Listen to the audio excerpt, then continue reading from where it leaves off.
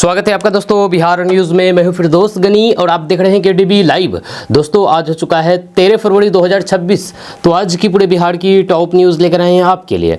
Video शुरू करने से पहले आपसे एक रिक्वेस्ट है कि अगर आप पहली बार इस चैनल पर आए हैं तो इस चैनल को अभी सब्सक्राइब करके बेल आइकन को प्रेस कर दीजिए और साथ ही साथ वीडियो को लाइक कर दीजिए, अपने दोस्तों के साथ शेयर भी कीजिए। तो चलिए शुरू करते हैं। लेकिन खबर शुरू करने से पहले आपसे फिर से वही रिक्वेस्ट है कि वीडियो तो आप लोग पूरी की पूरी देखते हैं लेकिन सब्सक्राइब बहुत कम लोग करते हैं। तो ऐसे में आप अगर अभी तक इस चैनल को सब्सक्राइब नहीं किए तो सब्सक्राइब कर लीजिए। इसी तरह खबरें देखने के लिए सब्सक्राइब करेंगे तो इसी तरह खबरें देख पाएंगे, नहीं करेंगे तो नहीं देख पाएंगे। तो इसलिए आपसे रिक्वेस्ट है कि आप सब्सक्राइब कर लीजिए। तो चले चलते हैं खबरों की ओर। तो आज बिहार न्यूज़ की शुरुआत सबसे पहले करते हैं कि बिहार से एक ऐसी खबर सामने आई है जो आप सुनेंगे तो हैबत में पड़ जाएंगे। दरअसल बिहार में एक बार फिर से पकड़ुआ विवाह का मामला सामने आया है, यानी कि जबरदस्ती लड़के को पकड़ करके उसकी शादी करा दी गई एक लड़की से। जहाँ आरोप है कि एक छात्रा को नशीली दवा पिला करके बेहोश किया गया और उसके बाद जबरन उसकी शादी करा दी गई। इस घटना का वीडियो सोशल मीडिया पर तेजी से वायरल हो रहा है, जिससे इलाके में हरकत मच गया है।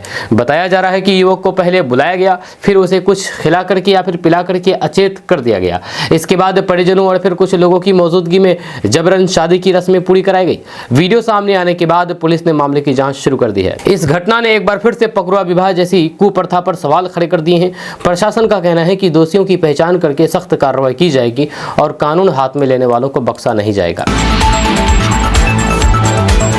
दोस्तों बिहार विधानसभा सत्र चल रहा है और इस सत्र में इस बार अलग ही नजारा देखने को मिल रही है। विपक्ष जहां पर कमजोर नजर आ रहा है तो वहीं पर सत्ता पक्ष के विधायक ही अपने ही सरकार और मंत्रियों के से तीखा सवाल पूछ करके उन्हें असहज कर रहे हैं। जी हां, हालांकि इस तरह का माहौल बहुत कम देखने को मिलता है, यानी कि सत्ता पक्ष के विधायक हो या फिर सत्ता पक्ष के लोग हो, वे अपने सरकार और मंत्री से बहुत कम सवाल पूछते हैं और बहुत कम तीखे सवाल पूछते हैं। लेकिन इस बार ऐसा नहीं है। इस बार सत्ता पक्ष के विधायक ही अपने सरकार और मंत्रियों से तीखे सवाल पूछते हैं, जबकि विपक्ष कमजोर है। दरअसल बजट सत्र और विभागीय कामकाज को लेकर के विधायकों के क्षेत्रों में लोगों की अपेक्षाएं बढ़ गई है। जैसे सड़क, स्वास्थ्य, शिक्षा और फिर विकास योजनाओं में देरी को लेकर के विधायक अपने ही मंत्रियों से जवाब मांग रहे हैं। इससे साफ संकेत मिल रहा है कि जनप्रतिनिधि अपने क्षेत्र की समस्याओं को लेकर के ज्यादा सतर्क हो गए हैं। राजनीतिक जानकारों का मानना है कि आने वाले चुनाव और फिर जनता के दबाव के कारण सत्ता पक्ष के विधायक अब खुल करके सवाल उठा रहे हैं। इससे सरकार पर काम में तेजी लाने का दबाव बढ़ा है और सदन की कार्रवाई पहले से ज्यादा सकड़े नजर आ रही है। दोस्तों वंदे मातरम को लेकर के एक बार फिर से सियासत गर्मा गई है। एआईएमआईएम के दिल्ली अध्यक्ष ने बयान दिया है कि गर्दन पर छुरी भी रख दोगे तब भी वंदे मातरम हम नहीं गाएंगे। एआईएमआईएम के दिल्ली के प्रदेश अध्यक्ष शोएब जमी ने यह बयान दिया है। जब शोएब जमी के इस बयान के सामने आते ही राजनीतिक दलों के बीच तीखी प्रतिक्रिया शुरू हो गई है और सोशल मीडिया पर भी बहस तेज हो गई है। भाजपा और फिर अन्य दलों ने इस बयान की कड़ी आलोचना की है। उनका कहना है कि वंदे मातरम देश की भावना से जुड़ा विषय है और इस तरह के बयान से लोगों की भावनाएं आहत होती है। या वहीं पर एआईएमआईएम की ओर से कहा गया है कि ये व्यक्तिगत आस्था और फिर संवैधानिक अधिकार का मामला है। इस बयान के बाद राजनीतिक माहौल और गर्म हो गया है। अलग अलग दल अपने अपने तरीके से प्रतिक्रिया दे रहे हैं और मुद्दा अब राष्ट्रीय स्तर पर चर्चा का विषय बन गया है। दोस्तों बिहार की महिलाओं के खाते में अब 20-20 हजार रुपए आएंगे। दरअसल बात है कि बिहार सरकार की महिला रोजगार योजना के तहत लाभार्थी महिलाओं को 20-20 हजार रुपए की दूसरी किस्त मिलने वाली है। ये योजना खास करके उन महिला लाभार्थियों के लिए है जिन्होंने रोजगार से जुड़ी गतिविधियों या फिर स्वरोजगार शुरू करने के लिए पहले से ही पहली किस्त प्राप्त कर ली थी। वहीं पर दूसरी किस्त का उद्देश्य यह सुनिश्चित करना है कि महिलाएं अपने व्यवसाय या फिर पैसे को और आगे बढ़ा सके। जैसे सरकार ने बताया है कि ये राशि सीधे बैंक खाते में ट्रांसफर होगी। इसके लिए महिला लाभार्थियों को अपना बैंक खाता का डेटा, आधार और फिर रजिस्ट्रेशन अपडेट रखना जरूरी है। अगर किसी ने पिछली किस्त के बाद जानकारी अपडेट नहीं की है तो फिर वे जल्द अपने नज़दीकी केंद्र में पर जाकर के वे ये प्रक्रिया पूरी कर लें या ताकि राशि समय पर उनके खाते में आ सके। अधिकारियों के मुताबिक दूसरी किस्त की तारीख बहुत जल्द घोषित की जाएगी और फिर अगले कुछ हफ्तों में पैसा पहुंचने की उम्मीद है। इस योजना से महिलाओं को स्वरोजगार शुरू करने, घर की आर्थिक स्थिति मजबूत करने और फिर समाज में अपनी पहचान बनाने में मदद मिलेगी। दोस्तों बिहार में एक बड़ी गड़बड़ी सामने आई है, जहां पर हजारों जिंदा पेंशनधारियों का नाम गलती से मृत सूची में डाल दिया गया है। यानी कि लोग तो जिंदा है लेकिन उनको लिस्ट में मृत बता दिया गया है। इसके कारण उनकी सामाजिक सुरक्षा पेंशन बंद हो गई है और वे दोबारा भुगतान शुरू करने के लिए दफ्तरों के चक्कर काटने को मजबूर है। इसीलिए कहा जाता है कि बिहार में कुछ भी मुमकिन है। जब बिहार में जिंदा लोगों को मार दिया जाता है कागजों में, इस तरह के मामले कई बार सामने आ चुके हैं। कई बुजुर्ग और फिर विधवाओं का कहना है कि वे पूरी तरह से जीवित हैं, लेकिन सरकारी रिकॉर्ड में उन्हें मृत दिखा दिया गया है, मार दिया गया है। जब पेंशन रोकने से इन लोगों के सामने आर्थिक संकट खड़ा हो गया है। ग्रामीण इलाकों में रहने वाले बुजुर्गों का पंचायत, प्रखंड और फिर सामाजिक सुरक्षा कार्यालयों में बार बार दस्तावेज जमा करने पड़ रहे हैं। आधार, बैंक खाता और फिर जीवन प्रमाण पत्र देने के बावजूद भी समस्या का समाधान तुरंत नहीं हो पा रहा है। सरकार की ओर से कहा गया है कि तकनीकी गलती या फिर डेटा मिलान की गड़बड़ी के कारण ऐसा हुआ है, जिसे जल्द ठीक किया जाएगा। अधिकारियों ने आश्वासन दिया है कि जांच के बाद ही सही लाभार्थी को पेंशन बहाल की जाएगी और बकाया राशि भी दी जाएगी। जब तब तक प्रभावित लोग उम्मीद लगाए बैठे हैं कि जल्द ही उनकी पेंशन दोबारा शुरू की जाएगी। दोस्तों, मशहूर शिक्षक और यूट्यूबर खान सर को लेकर के एक चौंकाने वाली खबर सामने आई है। बताया जा रहा है कि खान सर अचानक रातों रात पटना छोड़ दिया है और वृंदावन के लिए रवाना हो गए। खबरों के मुताबिक उन्होंने रास्ते में अपनी गाड़ी को से फास्टैग हटा दिया और मोबाइल फोन भी बंद कर दिया, जिससे उनकी लोकेशन ट्रेस न हो सके। इस अचानक कदम ने उनके छात्रों और फिर समर्थकों के बीच हलचल मचा दी है। जब सूत्रों के अनुसार हाल के विवादों और फिर बढ़ती चर्चा के बीच उन्होंने कुछ समय के लिए सार्वजनिक जीवन से दूरी बनाने का फैसला किया। वृंदावन पहुंच करके वे आध्यात्मिक शांति की तलाश में बताया जा रहे हैं। हालांकि इस पूरे मामले पर उनकी ओर से कोई भी आधिकारिक बयान सामने नहीं आया है। यह सोशल मीडिया पर इस खबर को लेकर के कई तरीके की चर्चाएं चल रही है। उनके समर्थक इसे निजी फैसला बता रहे हैं, जबकि कुछ लोग इसे सुरक्षा या फिर विवादों से जोड़ करके देख रहे हैं। फिलहाल सभी की नजर इस बात पर टिकी है कि खान सर कब और क्या बयान देते हैं। दोस्तों, बिहार में उद्योग के क्षेत्र में बड़ी खुशखबरी सामने आई है। जी हाँ, श्याम स्टील कंपनी बिहार में करीब 5,000 करोड़ रुपए का निवेश करने जा रही है। इस निवेश के तहत एक बड़े स्टील प्लांट की स्थापना होगी, जिसकी उत्पादन क्षमता करीब 10 लाख प्रति टन वर्ष बताई जा रही है। इससे बिहार में औद्योगिक विकास को नई रफ्तार मिलने की उम्मीद है। ये कारखाना बिहार के एक प्रमुख जिले में लगाया जाएगा, जहाँ गया जिले में लगाया जाएगा कहा जाए तो, जहाँ पर जमीन की बुनियादी सुविधाओं की प्रक्रिया तेजी से आगे बढ़ रही है। इस परियोजना से हजारों युवाओं को सीधे और फिर अप्रत्यक्ष रूप से रोजगार मिलने की संभावना है। साथ ही छोटे उद्योगों और फिर स्थानीय कारोबार को भी बड़ा फायदा होगा। सरकार का दावा है कि इस निवेश से बिहार में औद्योगिक माहौल मजबूत होगा और बाहर पलायन करने वाले युवाओं को अपने ही राज्य में काम का अवसर मिलेगा। आने वाले समय में इस तरह के और निवेश आकर्षित करने की तैयारी भी की जा रही है। दोस्तों, राहुल गांधी की चुनाव लड़ने पर रोक लगाने और फिर उनकी सदस्यता समाप्त करने की मांग को लेकर के एक बीजेपी सांसद ने प्रस्ताव दिया है। जी हाँ, बीजेपी सांसद निशिकांत दुबे ने यह प्रस्ताव दिया है। इस मांग के सामने आते ही राजनीतिक हलकों में हलचल तेज हो गई है और फिर विपक्षी दलों ने इसे राजनीतिक दबाव की रणनीति बताया है। जी हाँ, वहीं पर बीजेपी सांसद का कहना है कि कुछ बयानों और फिर गतिविधियों के आधार पर यह कदम जरूरी है। जहाँ उन्होंने इस मुद्दे को संसद और फिर संबंधित मंचों पर उठाने की बात कही है, वहीं पर कांग्रेस ने इस प्रस्ताव को लोकतांत्रिक अधिकारों पर हमला बताया है। जब मामले को लेकर के सियासत गर्मा गई है, अब सबकी नजर इस पर है कि क्या इस प्रस्ताव पर कोई औपचारिक कार्रवाई होती है या फिर सिर्फ राजनीतिक बयानबाजी तक ही सीमित रहता है।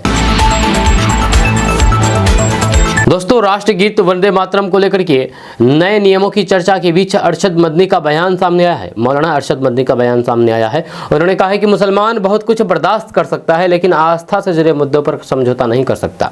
जब उनके इस बयान के बाद सियासी हलचल तेज हो गई है और कई दलों ने प्रतिक्रिया दी है। जब मौलाना अरशद मदनी ने साफ कर दिया है कि देशभक्ति पर किसी को आपत्ति नहीं है, लेकिन धार्मिक भावनाओं का सम्मान भी जरूरी है। उनका कहना है कि किसी भी नियम को लागू करते समय सभी समुदाय की भावनाओं का ध्यान रखा जाना चाहिए।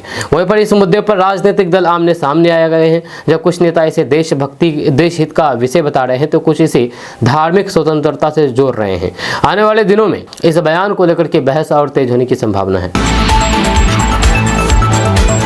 दोस्तों, बिहार में गाड़ियों पर प्रेशर हॉर्न और फिर अवैध हूटर लगाने वालों के खिलाफ सख्त अभियान चलाया जाएगा। यह ट्रैफिक नियमों का उल्लंघन करने वाले वाहन चालकों पर जुर्माना लगाने के साथ साथ उनके वाहन से ऐसे उपकरण तुरंत जब्त करने का आदेश दिया गया है। प्रशासन का कहना है कि तेज आवाज वाले हॉर्न से आम लोगों, खास करके बुजुर्गों और फिर मरीजों को भारी परेशानी होती है। जब परिवहन विभाग और फिर ट्रैफिक पुलिस को संयुक्त रूप से चेकिंग अभियान चलाने का निर्देश दिया गया है। जब सड़कों पर विशेष जांच अभियान के दौरान नियमों का उल्लंघन करते पाए जाने पर मौके पर ही कार्रवाई की जाएगी। अधिकारियों ने साफ कर दिया है कि बिना अनुमति हूटर या फिर सायरन का उपयोग पूरी तरह से प्रतिबंध है। यह सरकार का उद्देश्य सड़क सुरक्षा और फिर ध्वनि प्रदूषण पर नियंत्रण करना है। आम लोगों से भी अपील की गई है कि वे नियमों का पालन करें और फिर अनावश्यक रूप से प्रेशर हॉर्न या फिर हूटर का इस्तेमाल न करें, ताकि शहरों में शांति और फिर अनुशासन बना रहे। दोस्तों, बिहार में बहुत बड़े प्राइवेट अस्पताल आने वाले हैं। दरअसल बात है कि बिहार में स्वास्थ्य सेवाओं को मजबूत करने के लिए सरकार ने बड़ा कदम उठाया है। बिहार में प्राइवेट सेक्टर के बड़े अस्पतालों को आमंत्रित करने की तैयारी है, ताकि लोगों को बेहतर इलाज की सुविधा मिल सके। जी हाँ, मुख्यमंत्री नीतीश कुमार ने साफ कर दिया है कि स्वास्थ्य ढांचे को आधुनिक और फिर सुलभ बनाया जाएगा। इसके साथ ही सीएम नीतीश कुमार ने सरकारी डॉक्टरों की निजी प्रैक्टिस को लेकर के सख्त निर्देश दिए हैं। उन्होंने कहा है कि सरकारी अस्पतालों में तैनात डॉक्टरों को अपनी जिम्मेदारी पूरी निष्ठा से निभानी होगी और सेवा में किसी तरीके की लापरवाही बर्दाश्त नहीं की जाएगी। मरीजों को समय पर और फिर बेहतर इलाज मिलना प्राथमिकता होगी। वहीं पर सरकार का मानना है कि बड़े निजी अस्पतालों के आने से प्रतिस्पर्धा बढ़ेगी और फिर स्वास्थ्य सेवाओं की गुणवत्ता में सुधार होगा। वहीं पर सरकारी अस्पतालों में भी अनुशासन और फिर जवाबदेही तय करके आम लोगों को राहत देने की कोशिश की जा रही है। दोस्तों, बिहार विधानसभा में उस समय माहौल गर्मा गया जब मुख्यमंत्री नीतीश कुमार ने राजद विधायक भाई वीरेंद्र से मजाकिया अंदाज में पूछा है कि उन्होंने इतने कपड़े क्यों पहन रखे हैं। इस टिप्पणी पर सदन में हल्की हंसी जरूर हुई, लेकिन मामला यही नहीं रुका और विपक्ष की ओर से तीखी प्रतिक्रिया सामने आई। जी हाँ, बिहार के मुख्यमंत्री नीतीश कुमार ने भाई वीरेंद्र को कहा। भाई वीरेंद्र वही है जो एक ऑडियो वायरल हुआ था सचिव के साथ। भाई वीरेंद्र ने कहा था कि मैं भाई वीरेंद्र बोल रहा हूँ, अरे तुम भाई वीरेंद्र को नहीं पहचानते। वही भाई वीरेंद्र जो कि आरजेडी के विधायक है। मुख्यमंत्री नीतीश कुमार ने इनको कहा कि कितने कपड़े पहनते हो जी। तो भाई वीरेंद्र ने जवाब देते हुए तंज कसा है कि ये कपड़ा आप नहीं दिए हैं और साथ ही दवा समय पर लेने की सलाह भी दे डाली। जब उनकी इस बयान के बाद सत्ता पक्ष और विपक्ष के बीच कुछ देर तक तीखी नोकझोंक होती रही, जब सदन में हंगामे जैसे हालात बन गए और माहौल राजनीतिक आरोप प्रत्यारोप में बदल गया। यह घटना एक बार फिर से दिखाती है कि विधानसभा में छोटी टिप्पणी भी बड़ा राजनीतिक रूप ले सकती है। दोनों पक्षों के नेताओं के बीच बयानबाजी तेज हो गई है और फिर इसे लेकर के सियासी चर्चा भी तेज हो गई है। दोस्तों, तेज प्रताप यादव ने नीतीश कुमार पर हमला बोला है। जब तेज प्रताप यादव ने नीतीश कुमार पर बड़ा हमला बोलते हुए कहा है कि उनकी बुद्धि पूरी तरह से फेल हो चुकी है। उन्होंने सरकार की कार्यशैली और फिर हाल के बयानों को लेकर के कड़ी आलोचना की है और आरोप लगाया है कि राज्य में कई अहम मुद्दों पर सरकार गंभीर नहीं है। तेज प्रताप यादव ने कहा है कि जनता की समस्याओं से ध्यान हटा करके सरकार बयानबाजी में उलझी हुई है। उन्होंने कानून व्यवस्था, बेरोजगारी और फिर महंगाई जैसे मुद्दों को उठाते हुए दावा किया है कि बिहार की जनता दबाव चाहती है। यह उनके इस बयान से सियासी पारा और चढ़ गया है। मुख्यमंत्री पर किए गए इस हमले के बाद जेडीयू की ओर से भी पलटवार की संभावना जताई जा रही है। बिहार की राजनीति में दोनों दलों के बीच बयानबाजी का दौर लगातार तेज होता जा रहा है और आने वाले दिनों में ये टकराव और बढ़ सकता है। दोस्तों, बिहार पुलिस प्रशासन में बड़ा फेरबदल करते हुए 11 ग्रामीण एसपी के बीच अलग अलग अनुमंडलों और फिर थाना क्षेत्रों का बंटवारा कर दिया गया है। इस फैसले का उद्देश्य प्रशासनिक व्यवस्था को और मजबूत करना तथा कानून व्यवस्था पर बेहतर नियंत्रण सुनिश्चित करना बताया जा रहा है। जी, नई व्यवस्था के तहत हर ग्रामीण एसपी को तय अनुमंडल और फिर उससे जुड़े थाना क्षेत्रों की जिम्मेदारी सौंपी गई है। इससे स्थानीय स्तर पर निगरानी तेज होगी और फिर अपराध नियंत्रण में तेजी लाने में मदद मिलेगी। पुलिस मुख्यालय का मानना है कि स्पष्ट जिम्मेदारी तय होने से जवाबदेही भी बढ़ेगी। इस बदलाव के बाद संबंधित जिलों में पुलिस महकमे में हलचल है। अधिकारियों को निर्देश दिया गया है कि वे अपने अपने क्षेत्र में तुरंत कार्यभार संभालें और फिर लंबित मामलों की समीक्षा करके कानून व्यवस्था को दुरुस्त करें। दोस्तों, बिहार के भागलपुर में युवाओं के लिए रोजगार का नया रास्ता खुलने जा रहा है। यहां पर 480 घंटे की विशेष ट्रेनिंग दी जाएगी, जिसके बाद युवाओं को प्लास्टिक उद्योग में काम करने का मौका मिलेगा।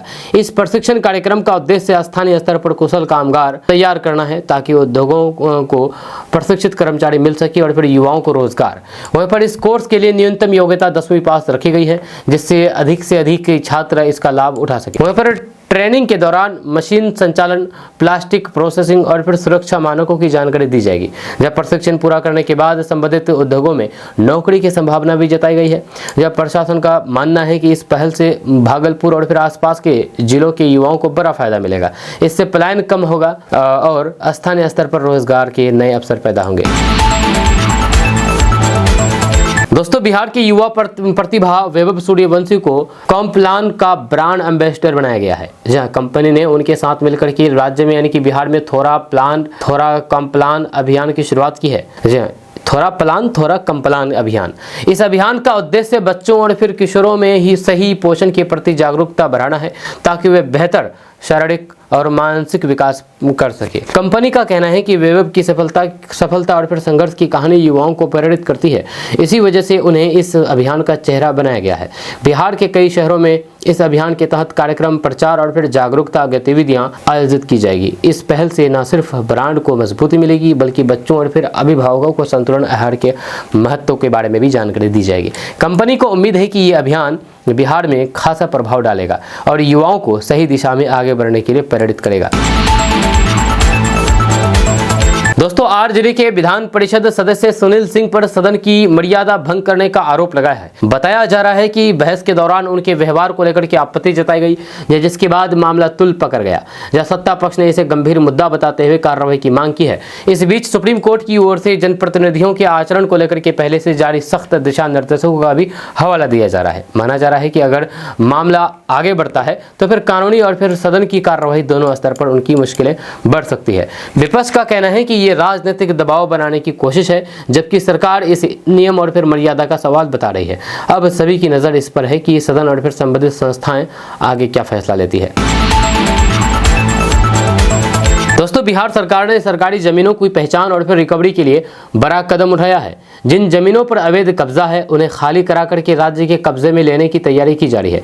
इसके लिए जिलों को निर्देश दिए गए हैं और जमीन का डिजिटल रिकॉर्ड भी तैयार किया जा रहा है, जहां सरकार इन जमीनों को मिलाकर के एक बड़ा लैंड बैंक बनाने की योजना पर काम कर रही है। इस लैंड बैंक के जरिए उद्योग, स्कूल, अस्पताल और फिर अन्य विकास परियोजनाओं के लिए जमीन उपलब्ध कराई जाएगी ताकि निवेश और रोजगार को बढ़ावा मिल सके। अधिकारियों का कहना है कि इससे जमीन संबंधित विवाद कम होंगे और विकास कार्यों में तेजी आएगी। आने वाले समय में जिलावार रिपोर्ट के आधार पर कार्रवाई और तेज की जाएगी, जिससे राज्य की संपत्ति का सही उपयोग हो सके।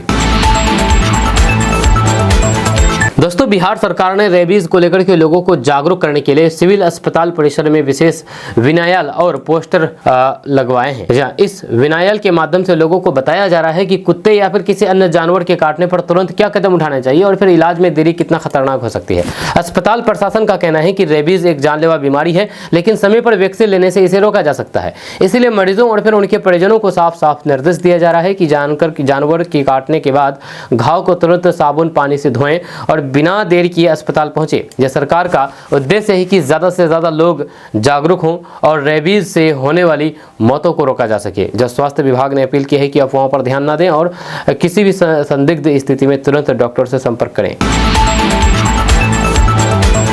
दोस्तों, पीएम मोदी की मां को गाली देने वाले शख्स को जमानत मिल गई है। जी हां, प्रधानमंत्री नरेंद्र मोदी की मां को लेकर के आपत्तिजनक टिप्पणी करने वाले व्यक्ति को अदालत से जमानत मिल गई है। यह मामला उस समय का है जब राहुल गांधी की वोटर अधिकार यात्रा के दौरान कथित तौर पर उस व्यक्ति ने अपशब्द कहे थे, जिसके बाद उसके खिलाफ केस दर्ज किया गया था। जहां घटना का वीडियो सोशल मीडिया पर वायरल होने के बाद राजनीतिक माहौल गर्मा गया था, जब भाजपा नेताओं ने इस बयान की कड़ी निंदा की थी और सख्त कार्रवाई की मांग की थी। पुलिस ने मामला दर्ज करके आरोपी को गिरफ्तार कर लिया था। अब अदालत ने सुनवाई के बाद उसे जमानत दे दी है। हालांकि मामले की कानूनी प्रक्रिया जारी रहेगी और आगे की सुनवाई में तय होगा कि आरोपों पर क्या फैसला आता है। दोस्तों, बिहार में अप्रैल महीने से जमीन रजिस्ट्री महंगी होने जा रही है। करीब 13 साल बाद MVR यानी कि मिनिमम वैल्यू रजिस्ट्रेशन रेट का रिवीजन किया जा रहा है। प्रशासन का कहना है कि लंबे समय से दरों में बदलाव नहीं हुआ था, इसलिए अब बाजार मूल्य के हिसाब से नई दरें तय की जा रही है। MVR बढ़ने का सीधा असर जमीन की खरीद बिक्री पर पड़ेगा। जब नई दरें लागू होने के बाद रजिस्ट्री कराने में ज्यादा स्टाम्प शुल्क और फिर रजिस्ट्रेशन फीस देनी होगी। इससे आम लोगों पर आर्थिक बोझ बढ़ सकता है, खास करके उन लोगों पर जो घर या फिर प्लॉट खरीदने की योजना बना रहे हैं। वहीं पर राजस्व विभाग का दावा है कि इससे सरकारी आय में बढ़ोतरी होगी और जमीन की सही बाजार मूल्य का रिकॉर्ड किया होगा। हालांकि लोगों के बीच इसे लेकर की चर्चा तेज है और फिर कई लोग अप्रैल से पहले ही रजिस्ट्री कराने के लिए तैयारी में जुट गए हैं। दोस्तों, बिहार सरकार ने बिजली उपभोक्ताओं को बड़ी राहत दी है। अब जिन लोगों का बिजली बिल बकाया है उन्हें उस पर ब्याज नहीं देना होगा। जब सरकार के इस फैसले से लाखों घरेलू और फिर छोटे व्यवसायिक उपभोक्ताओं को सीधा फायदा मिलेगा, जो लंबे समय से बढ़ते बकाया और ब्याज से के बोझ से परेशान थे। ऊर्जा विभाग के अनुसार ये कदम लोगों को बकाया राशि जमा करने के लिए प्रोत्साहित करने के उद्देश्य से उठाया गया है। अक्सर देखा गया है कि मूल बिल से ज्यादा ब्याज जुड़ जाने के कारण उपभोक्ता भुगतान नहीं कर पाते थे। अब ब्याज माफी से राहत मिलेगी और फिर वे आसानी से बकाया चुका सकेंगे। वहीं पर सरकार का मानना है कि इस योजना से बिजली कंपनियों की वसूली भी बेहतर होगी और उपभोक्ताओं को आर्थिक राहत भी मिलेगी। जी हां, जल्द ही विभाग की ओर से विस्तृत दिशा निर्देश जारी किए जाएंगे ताकि लोग इस सुविधा का लाभ उठा सके। दोस्तों, बीपीएससी ट्राई 4 में 46,000 शिक्षकों की भर्ती होगी। जी, बिहार में शिक्षक बनने का सपना देख रहे युवाओं के लिए बड़ी खुशखबरी है। बीपीएससी के तहत ट्राई 4 में करीब 46,000 पदों पर शिक्षकों की भर्ती की तैयारी चल रही है। बताया जा रहा है कि इसका नोटिफिकेशन जल्द जारी किया जाएगा, जिसके बाद आवेदन प्रक्रिया शुरू होगी। इस भर्ती में प्राथमिक, माध्यमिक और फिर उच्च माध्यमिक स्तर के पद शामिल रहेंगे। विषयवार और वर्गवार पदों का ब्यौरा आधिकारिक अधिसूचना में साफ किया जाएगा। अभ्यर्थियों को शैक्षणिक योग्यता, आयु सीमा और फिर चयन प्रक्रिया से जुड़ी पूरी जानकारी नोटिफिकेशन में मिलेगी। जहां सरकार का दावा है कि इस बहाली से स्कूलों में शिक्षकों की कमी दूर होगी और शिक्षा व्यवस्था को मजबूती मिलेगी। अब उम्मीदवारों की नजर नोटिफिकेशन जारी होने पर टिकी है ताकि वे समय पर आवेदन कर सकें। दोस्तों, बिहार विधानसभा में विधायक मैथिली ठाकुर ने राज्य में यानी कि बिहार के अस्पतालों की खराब स्थिति का मुद्दा जोरदार तरीके से उठाया है। जी हां, उन्होंने कहा कि कई सरकारी अस्पतालों में डॉक्टरों को और फिर स्टाफ की कमी है, दवाओं का अभाव है और मरीजों को सही इलाज नहीं मिल पा रहा है। मैथिली ठाकुर ने सरकार से सवाल किया है कि आखिर स्वास्थ्य सेवाओं को बेहतर बनाने के लिए क्या ठोस कदम उठाए जाएंगे। उन्होंने मांग की है कि अस्पतालों में जरूरी सुविधाएं तुरंत बहाल की जाए और मरीजों को गुणवत्तापूर्ण इलाज मिले। सरकार की ओर से जवाब देते हुए कहा गया है कि स्वास्थ्य व्यवस्था सुधारने के लिए लगातार नियुक्तियां और फिर संसाधन बढ़ाए जा रहे हैं, लेकिन विपक्ष ने इस जवाब को संतोषजनक नहीं माना है और फिर इस मुद्दे पर विस्तृत कार्रवाई की मांग की है। दोस्तों, राजद नेता अब्दुल बारी सिद्दीकी ने बिहार की मौजूदा कानून व्यवस्था को लेकर के सरकार पर तीखा हमला बोला है। उन्होंने कहा है कि जिस मंगल राज का दावा किया जा रहा है उससे तो जंगल राज ही बेहतर था। अब्दुल बारी सिद्दीकी ने आरोप लगाया है कि प्रदेश में अपराध की घटनाएं लगातार बढ़ रही है और आम लोग खुद को सुरक्षित महसूस नहीं कर रहे हैं। उन्होंने डिप्टी सीएम सम्राट चौधरी से जवाब मांगते हुए कहा कि सरकार बताएं कि आखिर कानून व्यवस्था की स्थिति क्यों बिगड़ रही है। राजद नेता का कहना है कि जनता बदलाव चाहती है और फिर सरकार को सिर्फ दावे करने के बजाय जमीनी हकीकत पर ध्यान देना चाहिए। दोस्तों, बिहार में इंफ्रास्ट्रक्चर को नई रफ्तार देने के लिए कोइलवर से भागलपुर तक मरीन ड्राइव के विस्तार की बड़ी योजना सामने आई है। जी हां, करीब 118 किलोमीटर लंबे इस प्रोजेक्ट के लिए 16,465 करोड़ रुपए का बजट प्रस्तावित है। सरकार का दावा है कि ये परियोजना राज्य के यानी कि बिहार के परिवहन तंत्र को मजबूत करेगी और गंगा किनारे आधुनिक सड़क नेटवर्क विकसित होगा। इस मरीन ड्राइव के बनने से पटना, आरा, बक्सर और फिर भागलपुर जैसे शहरों के बीच कनेक्टिविटी बेहतर होगी, जाम की समस्या कम होगी और फिर माल ढुलाई के साथ साथ पर्यटन को भी बढ़ावा मिलेगा। जहां गंगा तट के किनारे विकसित होने वाली ये सड़क बिहार को नए आर्थिक अवसर देने वाली मानी जा रही है। जहां सरकार का कहना है कि इस परियोजना से बिहार को ग्लोबल ट्रांसपोर्ट हब के रूप में विकसित करने में मदद मिलेगी। जब बेहतर सड़क, तेज रफ्तार सफर और फिर निवेश के नए अवसरों के साथ राज्य की अर्थव्यवस्था को भी बड़ा फायदा मिलने की उम्मीद।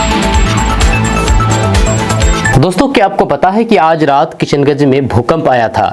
जी हां, किशनगंज में देर रात धरती हल्के हल्के कांपी और लोगों में कुछ देर के लिए दहशत का माहौल बन गया। हालांकि बहुत सारे लोगों को पता नहीं चला। जब भूकंप की तीव्रता भले ही कम रही, लेकिन लगातार अलग अलग इलाकों में आ रहे झटकों ने चिंता जरूर बढ़ा दी है।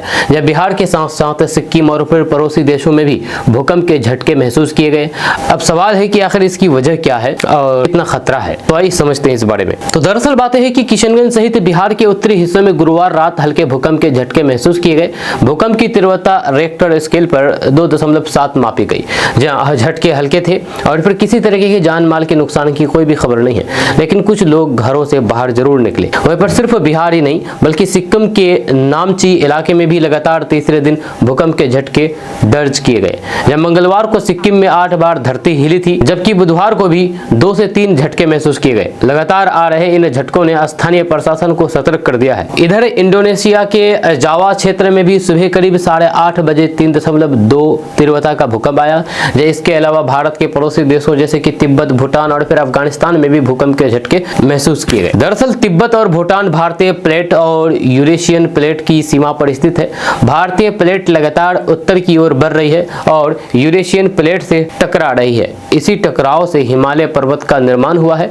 जब भी ये प्लेटें दबती है और खिसकती है तो फिर जमीन के अंदर ऊर्जा जमा होती रहती है। जी हाँ, और यही ऊर्जा अचानक बाहर निकलती है तो फिर भूकंप के रूप में महसूस होती है। जब भारत में हिमालय क्षेत्र भूकंप के लिहाज से सबसे संवेदनशील माना जाता है। जम्मू कश्मीर, हिमाचल प्रदेश, उत्तराखंड, बिहार का उत्तरी हिस्सा और फिर पूरा उत्तर पूर्वी भारत उच्च जोखिम वाले जोन में आता है। यह असम और आसपास का इलाका देश के सबसे सक्रिय भूकंपीय क्षेत्र में गिना जाता है। वहीं पर विशेषज्ञों के अनुसार भारत का करीब 60% हिस्सा मध्यम से उच्च भूकंपीय जोखिम वाले क्षेत्र में आता है। ऐसे में जरूरी है कि लोग घबराए नहीं बल्कि सतर्क रहें, भूकंप के दौरान सुरक्षित स्थान पर रहें और फिर प्रशासन के निर्देशों का पालन करें। वहीं पर किशनगंज जैसे सीमावर्ती जिलों में भी आपदा प्रबंधन को लेकर के जागरूकता और तैयारी लगातार मजबूत करने की जरूरत है ताकि किसी भी बड़ी आपदा की स्थिति में नुकसान को कम किया जा सके। दोस्तों, किशनगंज में लगातार ट्रैक्टर मालिकों का, ट्रैक्टर चालकों का हड़ताल जारी है, लेकिन अब ये किशनगंज से भी आगे बढ़ चुका है। जहां किशनगंज से सटे अररिया में भी ट्रैक्टर मालिकों और फिर किसानों का गुस्सा अब खुल करके सामने आ गया है। अवैध वसूली, जमीन म्यूटेशन में रिश्वतखोरी और ट्रैक्टर चालकों के साथ बदसलूकी के आरोप को लेकर के समाहरणालय परिसर में 1 दिवसीय धरना दिया गया। जहां संगठन ने साफ कर दिया है कि अगर जल्द कार्रवाई नहीं हुई तो फिर आंदोलन और तेज होगा। जी हाँ, सीमांचल के पड़ोसी जिले अररिया में ट्रैक्टर मालिकों और फिर किसानों ने कथित अवैध वसूली और रिश्वतखोरी के खिलाफ समाहरणालय परिसर में जोरदार धरना प्रदर्शन किया। ये प्रदर्शन अररिया का मुद्दा बैनर तले आयोजित किया गया, जिसकी अध्यक्षता अररिया ट्रैक्टर ओनर्स एसोसिएशन के अध्यक्ष मोहम्मद शाहिद आलम और फिर संरक्षक फैसल यासिन ने की है। जब धरना में बड़ी संख्या में ट्रैक्टर मालिक और फिर किसान शामिल हुए। प्रदर्शनकारियों का आरोप है कि ट्रैक्टर से जुड़े कार्यों में अनावश्यक रोक टोक की जाती है और फिर अवैध वसूली की मांग की जाती है। इसके अलावा जमीन म्यूटेशन के मामले में भी रिश्वतखोरी का आरोप लगाया गया है। संगठन का कहना है कि आम किसानों और फिर छोटे ट्रैक्टर मालिकों को प्रशासनिक स्तर पर परेशान किया जा रहा है। यह धरना को संबोधित करते हुए संगठन के संरक्षक फैसल जावेद यासिन ने कहा कि किसानों और फिर ट्रैक्टर मालिकों का शोषण किसी भी कीमत पर बर्दाश्त नहीं किया जाएगा। उन्होंने प्रशासन को चेतावनी दी है कि यदि समस्याओं का जल्द समाधान नहीं हुआ तो फिर संगठन चरणबद्ध आंदोलन शुरू करेगा।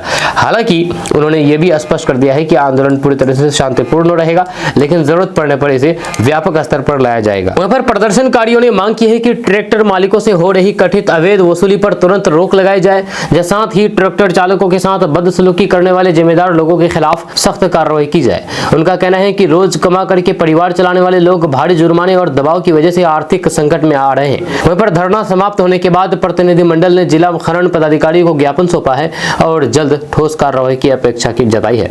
वहीं पर प्रशासन की ओर से आश्वासन तो दिया गया, लेकिन अब नजर इस बात पर है कि जमीन पर कितनी जल्दी बदलाव दिखता है। अररिया का यह मुद्दा सीमांचल के अन्य जिलों के लिए भी संकेत है कि अगर शिकायतें लगातार बढ़ती रही तो फिर आने वाले दिनों में ऐसे विरोध प्रदर्शन और तेज हो सकते हैं। दोस्तों, किशनगंज में आज अलग अलग बैंकों के कर्मचारी हड़ताल पर रहे, जिसके कारण किशनगंज जिले की बैंकिंग सेवाएं पूरी तरह से ठप हो गई। इस दिन की हड़ताल से अनुमानित 200 करोड़ रुपए का लेन देन प्रभावित हुआ है। बैंक यूनियनों ने नए लेबर कोड की वापसी, बैंकों को मजबूत करने और फिर 5 दिवसीय कार्य समाप्ति लागू करने की मांग को लेकर के ये कदम उठाया है। हालांकि भारतीय स्टेट बैंक यानी कि SBI के कर्मचारी इस हड़ताल में शामिल नहीं हुए, इसलिए SBI की शाखाएं सामान्य रूप से खुली रही। लेकिन शहर की में SBI के अलावा 20 से अधिक राष्ट्रीय बैंकों की शाखाएं हैं जिनमें कामकाज पूरी तरह से बंद रहा, जिससे ग्राहकों को काफी परेशानी का सामना करना पड़ा। वहां पर नगद जमा निकासी, चेक क्लियरेंस, RTGS और फिर NEFT जैसी महत्वपूर्ण सेवाएं प्रभावित रही है। कई व्यापारी और फिर आम ग्राहक अपने जरूरी बैंकिंग काम के लिए भटकते नजर आए। जब कुछ लोगों ने डिजिटल माध्यमों का सहारा लिया, लेकिन शाखा स्तर पर सेवाएं बंद रहने से कारोबार पर सीधा असर पड़ा है। वहीं पर हड़ताली कर्मचारियों ने भगत टोली रोड स्थित एक बैंक शाखा के सामने धरना प्रदर्शन किया। इसके बाद वे गांधी चौक पहुंचे, जहां पर सरकार की नीतियों के खिलाफ नारेबाजी। कर्मचारियों का कहना है कि 6 दिन का कार्य समाप्त और फिर बढ़ता काम का दबाव उनके स्वास्थ्य पर बुरा असर पड़ रहा है। उन्होंने नए लेबर कोड को श्रमिक विरोधी बताते हुए कहा कि इससे नौकरी की सुरक्षा कमजोर होगी और फिर यूनियनों की ताकत कम होगी। वहीं पर यह हड़ताल राष्ट्रीय स्तर पर AIBA, AIBOA और फिर BEFI जैसी बैंक यूनियनों के आह्वान पर की गई थी। किशनगंज में भी इसका व्यापक असर देखा गया है। बैंक कर्मियों ने साफ कहा है कि यदि उनकी मांगों पर सकारात्मक निर्णय नहीं लिया गया तो फिर आंदोलन को और तेज किया जाएगा। एक दिन की इस हड़ताल ने साफ कर दिया है कि बैंकिंग व्यवस्था में जरा सी रुकावट भी आम लोगों और फिर व्यापार पर बड़ा असर डालती है। वहीं पर अब सबकी नजर सरकार और फिर यूनियनों के बीच होने वाले अगले बातचीत पर टिकी है। दोस्तों, किशनगंज जिले के ठाकुरगंज प्रखंड से एक बड़ी राहत की खबर सामने आई है। वर्षों से ट्रैफिक जाम की समस्या झेल रहे लोगों को अब जल्द ही राहत मिलने वाली है। करीब 39 करोड़ रुपए की लागत से बन रही ठाकुरगंज बाईपास सड़क का निर्माण कार्य तेजी से जारी है। मुख्यमंत्री नीतीश कुमार की संभावित यात्रा से पहले प्रशासन ने काम में और तेजी ला दी है। तो आपको बता दूं कि किशनगंज जिले के ठाकुरगंज प्रखंड में लंबे समय से ट्रैफिक जाम की बड़ी समस्या बनी हुई थी। मुख्य बाजार और प्रमुख सड़कों पर रोजाना लगने वाले जाम से आम लोग, व्यापारी, छात्र और फिर खासकर के मरीज काफी परेशान रहते थे। अब इस समस्या के समाधान की दिशा में बड़ा कदम उठाया गया है। यह करीब 39 करोड़ रुपए की लागत से ठाकुरगंज बाईपास सड़क का निर्माण युद्ध स्तर पर किया जा रहा है। यह निर्माण company HF Mehta infra private limited के अभियंता सुरजीत कन्नर के अनुसार इस बाईपास सड़क की कुल लंबाई 4.5 किलोमीटर होगी। यह सड़क पटेश्वरी पंचायत के कटहल डांगी से शुरू होकर के मुंशी भिट्टा कब्रिस्तान होते हुए राष्ट्रीय राजमार्ग NH 327E यानी कि धर्म काटा और फिर चांदनी होटल के पास जाकर के मिलेगी।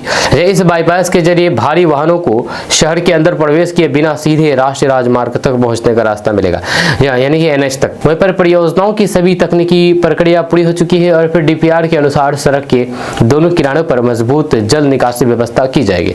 साथ ही 10 छोटे बड़े कलवर्ट भी बनाए जाएंगे ताकि बारिश के मौसम में जल जमाव की समस्या ना हो।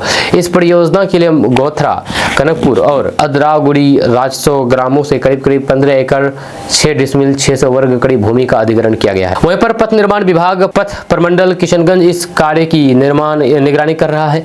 यह ठाकुरगंज विधायक गोपाल अग्रवाल ने बताया है कि इस बाईपास का शिलान्यास मुख्यमंत्री नीतीश कुमार ने अपनी प्रगति यात्रा के दौरान किया था। अब मार्च महीने में मुख्यमंत्री नीतीश कुमार की संभावित यात्रा को देखते हुए प्रशासन ने मुंशी भिट्टा कब्रिस्तान से NH 327E तक के हिस्से को प्राथमिकता दी है। स्थानीय स्तर पर लगातार निरीक्षण किए जा रहे हैं ताकि तय समय पर काम पूरा हो सके। बाईपास बनने के बाद न केवल ठाकुरगंज नगर को जाम से राहत मिलेगी बल्कि पूरे किशनगंज जिले की यातायात व्यवस्था मजबूत होगी। व्यापार, परिवहन और फिर क्षेत्र विकास को भी नई रफ्तार मिलने की उम्मीद है। दोस्तों, क्या तेजस्वी यादव शराब पीकर के विधानसभा पहुंचे थे? क्योंकि उनका एक वीडियो सोशल मीडिया पर कई दिनों से वायरल हो रहा है। जी हां, बिहार विधानसभा में बजट सेशन के दौरान तेजस्वी यादव बहकते नजर आए, हिलते डोलते हुए नजर आए। उनके बोलने से लग रहा था कि शायद उन्होंने शराब पी हुई है। जब सोशल मीडिया पर यूजर्स उनकी इसी बात को लेकर के चुटकी भी लेते हुए नजर आ रहे हैं। आपको बता दूं कि बिहार विधानसभा सेशन के दौरान RJD चीफ तेजस्वी यादव थोड़े बहकते नजर आए। यह खबर आप KDB लाइव में देख रहे हैं। आपको बता दूं कि वे बोलते हुए अटक रहे थे और फिर उनके बोलने के अंदाज से लोग कह रहे हैं कि वे शराब के नशे में थे। दरअसल विधानसभा बजट सेशन के दौरान नेता प्रतिपक्ष तेजस्वी यादव ने बिहार सरकार पर तीखा हमला बोला, लेकिन अपने शब्दों को वे सही तरीके से पेश नहीं कर पा रहे थे। हालांकि तेजस्वी यादव का कहना था कि उनका नाखून उखड़ा हुआ था और उन्होंने इसके लिए दवा ली हुई थी। इस दौरान उन्होंने बैठकर बोलने की अनुमति की भी मांग की थी, लेकिन तेजस्वी जिस तरह से बोल रहे थे उससे लोग अंदाजा लगा रहे हैं कि शायद उन्होंने कुछ नशीली चीज ली हुई हो। वहीं पर तेजस्वी यादव के नशे में सोशल मीडिया यूजर्स लगातार प्रतिक्रिया दे रहे हैं। एक यूजर चुटकी लेते हुए लिखता है कि बिहार में तो शराब बंद है तो तेजस्वी दारू कैसे पी सकते हैं? वहीं पर सरकार आपकी है तो फिर चेक करो। वहीं एक दूसरे यूजर ने अपने गुस्सा जाहिर करते हुए लिखा है कि ये देश संभालेंगे, जनता ऐसे ऐसे लोगों को वोट देती है। वहीं पर एक तीसरा यूजर लिखता है कि ऐसे लोग संविधान का मजाक बनाते हैं। वहीं पर कभी ये लोग संविधान की किताब हाथ में लेकर के लहराते हैं। वहीं पर तेजस्वी यादव ने अभी इस दौरान महिलाओं पर कथित तौर पर आपत्तिजनक बयान दिया, जहां उन्होंने कहा कि बिहार की महिलाएं बिकती है। इस बयान के बाद बिहार की विधानसभा में खूब हंगामा हुआ। दरअसल तेजस्वी यादव ने कहा था कि बिहार सरकार महिलाओं के सम्मान की बात करती है, लेकिन उत्तराखंड के BJP के एक नेता कहते हैं कि बिहार की महिलाएं बिकती है, बिहार में महिलाओं को खरीदा जाता है। उनके इस खिताब पर विधानसभा में खूब हंगामा होता दिखाई दिया। जहां अपने भाषण के दौरान तेजस्वी यादव ने कहा कि BJP NDA ने उन्हें हराने के लिए 40,000 करोड़ रुपए खर्च किए थे, जिस पर BJP का भी बयान सामने आया है। जहां सांसद विवेक ठाकुर ने कहा है कि ये बिहार की महिलाओं का अपमान है और ये पूरे देश में हुए स्वरोजगार को बढ़ावा देने का भी अपमान है। आपका इसके बारे में क्या कहना है? नीचे कमेंट बॉक्स में कमेंट करके जरूर बताइए।